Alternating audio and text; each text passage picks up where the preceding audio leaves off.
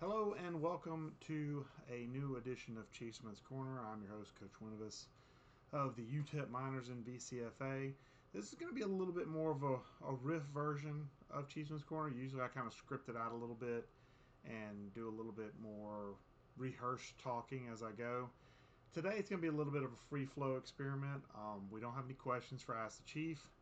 We don't have any highlights, obviously, and we could go over a couple of weeks worth of highlights and whatnot.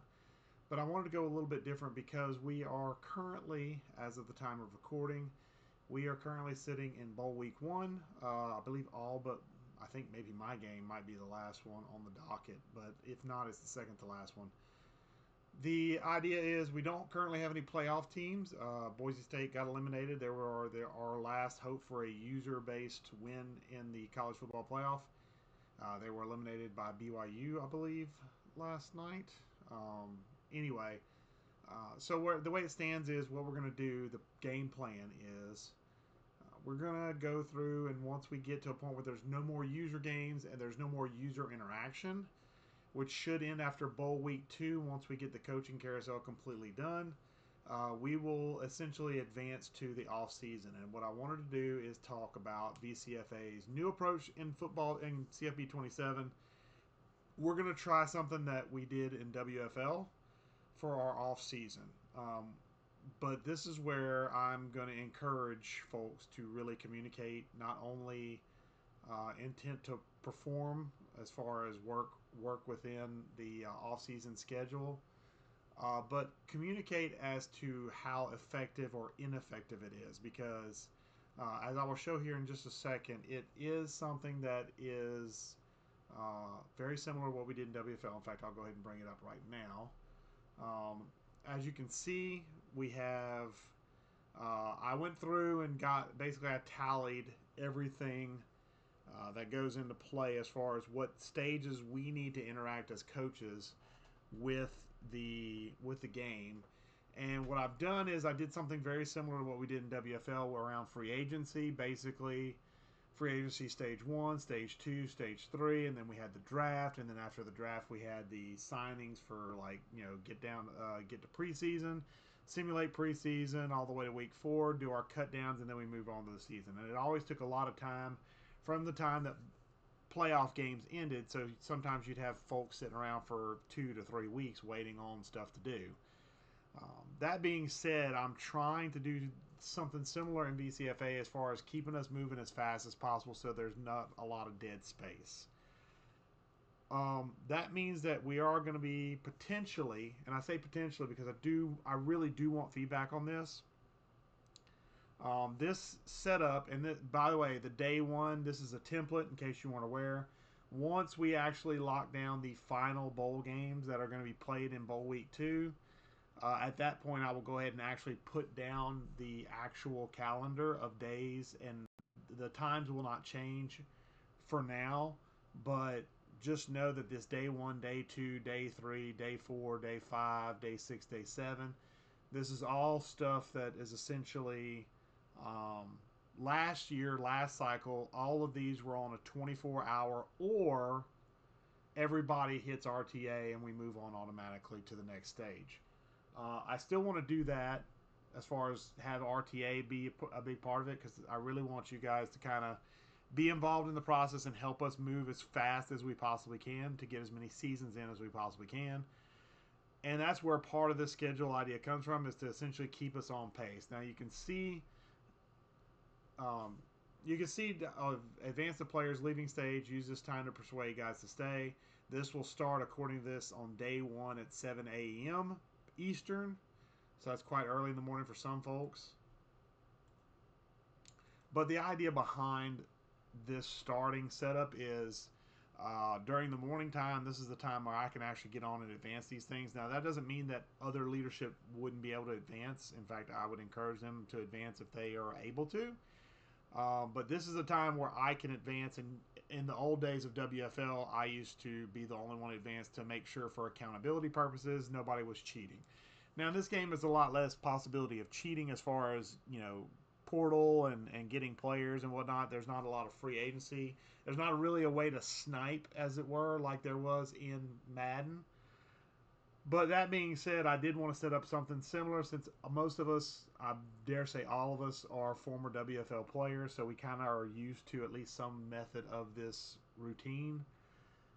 But it is going to be new to VCFA. So what I'm saying here is if these time frames don't really work, I don't want to say that this is a lockdown, like we have to do it at these times. I want you guys to look at this. Hopefully, I'll have this up as soon as I find out when the last bowl game is. I will have something up as soon as possible. I'm hoping to give at least 24 to 48 hours notice of when we're going to start the off season, because the off season is pretty big for us. Maybe not so much in year one of this new cycle, because ORP, off season regimen program, is part of this as well. But with the inability to edit most players in there, in that are unless they're true freshmen coming in or they're fake players that were on your team already, there's not going to be a whole lot of editing that can be done on players. So what we do, as I still have this up and showing, is we do bank any off-season regimen points from the first season. You can still use them if you choose to do any sort of off-season regimen program stuff. We will also allow you to bank your incentives. So any incentives you built up through doing articles, through talking in chat, through doing shows, whatever you've done to kind of provide content for the league, that stuff will hold over. Normally, we reset our chat levels after every season. This first season, I am not going to reset chat levels. So do be aware of that as we move forward. I should have probably been on camera for this, but I can hop back on camera for the recap. But as you can see, we got day one, 7 a.m. Eastern. We go to players leaving, and then at 9 p.m. Eastern on the same day, we're going to advance the transfer portal week one. That does not give a lot of time for guys, especially if you're working. Depending on what day of the week this hits on, this might be great for you. This might be terrible for you. Again, I want this to be a fluid situation. I really do want your feedback. I'm willing to wait up to 24 hours, so I'm willing to drop this to day 2 at 7 a.m. if that makes sense. As long as you guys are okay with that pace, I didn't want to sitting around, with our fingers up our noses waiting on one guy to finish doing a set of things and waiting a full day if we didn't need to. I want us to be moving as fast as possible. And I feel like, at least early on in the cycle, I think a lot of us will be plugged in. So I think a lot of us will be moving through this as fast as possible. So I don't think it's going to be a problem season one, but I want us to kind of start having that schedule and getting on pace to do these things at certain times. And this will be a fluid template. So if we need to make it 24-hour cycles, we can. If we need to make it quicker, I doubt that'll be the case. We can, because right now we're on. This is a what is that? A 12, 13, 14-hour pace. So you go 14, and then essentially the next day it's 10. So it's 14, 10, 14, 10 to get us to the point where we get to the next season. So as you can see, day one in the morning, it's be players leaving, which in most cases all it is just a simple either offer them NIL to keep them around or persuade them. So either way, that's not going to be a long-term thing. Most of us are going to have very few persuasions, so it should be a fairly quick setup. Then in the evening time of day one, the plan is to advance the transfer portal week one. Use this time to set up transfer recruiting, refresh any other recruiting in place. So do your high school recruiting, do your transfer portal stuff, anything like that will be done for week one, starting at 9 p.m. Eastern time. Then at 7 a.m. Eastern, we get up to portal week two. So I would advance to portal week two, and then from 7 to 9 p.m. that same day will be portals 2 and 3, and then we'll come into day 3 at 7 a.m. and start portal week 4. And the idea is by the end of day 3, so the third day of being in off season, we will be done with transfer portal and doing position changes.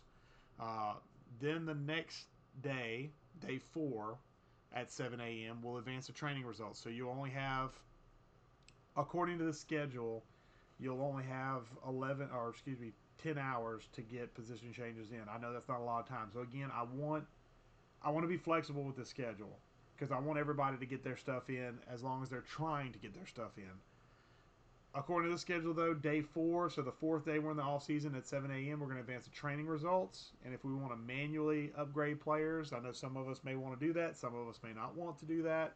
Do remember that with any sort of manual upgrade, there is going to be a percentage loss of XP to keep it balanced, because obviously all of us would just spam the speed as much as possible.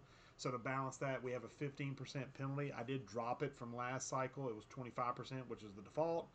With advanced being so difficult as far as getting development, I've dropped it to 15%, but it's still there. So there is still a penalty if you decide to manually spend. I will tell you, I will come back on camera real quick for this. I do manually spend. For the most part, I'm okay with how the computer does spend some things, but I have noticed, at least with 26, I noticed that it spends a lot on stupid attributes. I'm not somebody that's trying to juice speed, but I am somebody that's trying to get the most out of my players, and sometimes the computer will try and juice speed and leave everything else, and it'll be a really bad player, just be fast, which sounds great, but it's not really great in this game. Um, I try to build up my players, and I want to get skills is the main thing. I try to shoot for skills. That's my big thing. So I play for skills, and the CPU doesn't seem to spend points and think about getting skills. That is why I manually spend. I wanted to come on camera and tell you that, because you need to know that. Be transparent. So I do have the penalty up there. It is less than last year, but it is still there. So I will lose 15% of my total points XP wise, or points to spend, just because I'm doing it manually. If you choose not to do it manually, then this stage that we're going to be in, which is going to be the training results stage, it'll be real quick for you. So this will not be a big deal for you. Day 4, so the same day as training results at 9 p.m. Eastern, we're going to move to encourage transfers or custom conferences stage. We will not be doing custom conferences though. Like this was set up in place whenever we thought we would be able to do custom conferences. We cannot, but it's still that same stage. So if you're above 85 players, this is where you'll cut down to 85. If you need to do scheme declaration forms, which everybody will need to do for the new season, if you want to schedule user games or CPU rival games, I do want to come back on camera real quick and mention that for the new people, if you're watching this, I hope you're watching this. For the new guys that are the returning guys and the new guys, I'll put it that way. We do allow dropping of like you can schedule a user game, or you can schedule a CPU rival game. And basically, if you want me to replace somebody in the schedule, I can. As far as that goes, but usually I try to find an open spot in your schedule and place it there. I know there are some people that have voiced they don't want to play FCS teams. If you're one of those people, when you submit your form to change a game or schedule a game, just let me know via DM that you're okay with me dropping an FCS team off your schedule to add something, and I will be glad to do so. I do not unless you tell me to, though, because I try to keep those schedules as accurate as possible to the way they are in real life. And generally speaking, what I do, if I add a game to your schedule under an open date, I will usually drop an FCS in an open date first. And then I try to find, if I can't do that, I will try to find a spot, basically a low overall team that you're playing, and drop them in favor of the team that you pick. Do be aware that I cannot, under any circumstances, edit any conference games. That is completely outside of my power. It is locked off. I can't do it. It's not that I don't want to. I can't do it. So whatever your conference schedule is what your conference schedule is. I cannot edit that at all. So do be aware that I have very limited space to work with as far as what I can edit and what I can add and subtract from. It's going to be non-conference stuff. So do be aware that when you jump in and do your schedule, your request to get a schedule change, be aware my ability to change stuff is very limited, and communicate with me as far as if you're willing to let me drop an FCS school in favor of what you choose. Be aware, again, it is either a CPU rival, so in game it will have to be a rival in game, or it will be a user versus user game. A user versus user game does not have to be a rival game. But a CPU game that you schedule has to be a rival in-game, logged in-game. So do be aware of that setup. Now, going back to the schedule again. So once we're done with getting down to 85 players. I'm giving a full 24 hours for that in this schedule, but again, I want this to be a free-flowing schedule to get us to a point where we have a template. But this will be where we go to the scheduling stage. This will be where, again, you're filling out forms for scheme declarations, scheduling. So I'm actually putting the user games in at that point. You will have until day 6 at 7 a.m. to basically put in a request that I will honor to the best of my ability. Day 6, we advance to the preseason stage. This is where we continue to fill out scheme declaration forms. We're setting up our new recruiting boards. And then finally, day 7, we advance to week 0. That's 24 hours for the preseason stage to allow recruiting to get started. Make sure you get those last-minute scheme declaration forms filled out. And then once you hit week 0, normal rules for scheduling apply from this point forward as far as 72 hours, 36 hours to post, all that good stuff. I will be putting in the schedules as soon as I possibly can, as far as in the system for Neon Sports, so that way we can get our scheduling up and running at the very beginning. Hoping we don't have a lot of week 0 games, because those are the toughest to try and get set up as quick as possible, but if we do, we do. But just be aware that this is the setup, and I want to bring in a little attention to this right here. Any stage can advance early if all users set is ready to advance before the deadline. Any users not set to RTA by the deadline will be autopiloted by the commissioner to allow the CPU to perform rudimentary activities so your team is not compromised by your absence.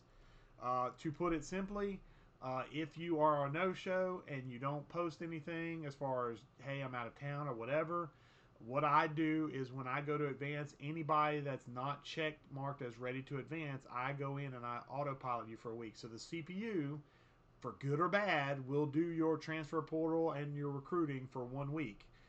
So if you're away or you're unable to make that time frame and don't communicate with me, hey, can you extend? I'll do it now or do it whenever. If you're not communicating, I'm going to keep moving at as quick a pace as possible. So I will make sure that your team is at least somewhat taken care of with CPU. But obviously, we all know the CPU is not the greatest in the world as far as roster management. So if you are having issues making the deadlines that are going to be in place, they will be flexible. This is not set in stone, but I do want to say that at maximum, we're going to do 24-hour advances during the offseason. That's what we did last year in VCFA. It worked fine. I want to try and make it quicker, but if I can't make it quicker, we will fall back to that 24-hour per setup advance. It will make the offseason a lot longer, especially if people are lagging behind. But if people are lagging behind of genuine reasons, like, work's been kicking their butt and they just haven't had time to sit on the console, family's been demanding time, I get that. Family comes first. Just communicate with me. Just let me know. Let us know in chat. Hey, I'm having trouble meeting this deadline. Can we extend? I will be glad to extend up to a 24-hour deadline per stop, if that makes sense. But I wanted to show you what the offseason is going to entail and let you know it's coming. I know I'm going to be playing at time of recording. It is currently, 3:30 my time, Central Time. So I'm about to hop on as soon as I get done recording. Actually, I might have to wait a little bit because I got to upload this. Once I upload it, I will then get my game going. But once my game is done, I think there's one other game that I know was on the docket. I believe it was Georgia Southern was, I think, the last game possible. But they may have played at the time of recording. I didn't get on to check before I got sat down to do this podcast. But just know that as soon as all those games are played, we're going to advance, regardless of, I don't think there's no recruiting that can be done. The only thing that can be done is hire staff. So if you haven't got on to hire staff, you need to get on and do that as soon as possible. Set yourself as ready to advance if you're done basically making offers to other teams. Excuse me. If you're done making offers to other teams as far as jumping ship to another squad, that's another thing I need to mention real quick. As of this point, the moratorium of having to be a small school has been lifted. From now on, if you have a desire or an ability to work at a high-tier job up to 5-star prestige if you want to, you can take the job. I only required that 2.5-star or less for incoming coaches for that first season, so we'd all be on somewhat level playing field. From here on out, it is lifted. So if you've got a job with LSU or Michigan or Ohio State and so they're wanting to hire you, or you want to put your name in the hat to be hired, You can do so, and if they hire you, congratulations, you're the new coach. Just be aware you're going to be put up with all those expectations, and I think this year the expectations are ball busters, guys. So you got to be careful taking those high tier schools. That being said, I believe I've covered most everything. So you can take a new job. Once you're done offering for a new job, if you choose to, personally, I'm not going to. Once you've hired your staff or attempted to hire your staff, please set yourself as ready to advance. If you don't have a bowl game, if you did have a bowl game, that should have been the last thing you did. Set yourself as ready to advance. I really don't like doing force autopilots during this time frame because I don't want you guys to miss out on getting hired somewhere if you choose to go somewhere else, or hiring good staff if you want to try to get some good staff in. I don't want you to miss out on that, but just be aware as soon as that last game is played, we're moving on to bowl week 2. I don't know when that's going to be because, again, we don't have schedules up, so I'm kind of playing it by a tentative advance. I believe our current advance setup is tomorrow, I believe, at 10 p.m. I can double check that, but not now. um, but once we get advanced to bowl week 2, there are 2 games on the docket, UTSA and Maryland. I looked ahead a little bit.